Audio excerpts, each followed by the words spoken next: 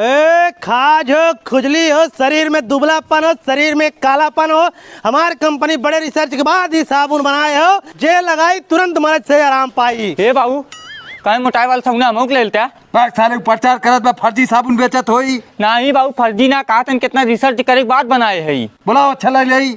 हे भैया तनी साबुन दे जा। ले भैया साबुन 100 रुपया खो भैया। भैया कंपनी की तरफ से फ्री हो। मोटाइया भैया लगाए के बाद तुरंत मोटाई शुरू हो जाए। चल ठीक ना तुरंत साबुन लगा के नहाओ। ठीक बाबू। ले लगाओ सपना। ओ बाबू जइया काहे बहुत खजवा था। लगाओ सारे लिख के सपना सही हो जाई। ना बाबू अपना पलटा खो तो अरे बाबू बहुत खजवा। चल सारे तो तुरंत डॉक्टर के यहाँ लिया चली। सारा नहीं तो साबुन खरीदे रन प्रचार वाला। कंपाउंडर ऐसा दवाई निकाला। कहो डॉक्टर साहब ये साला हमरे बेटे को सबनो देहरा मोटाई वाला।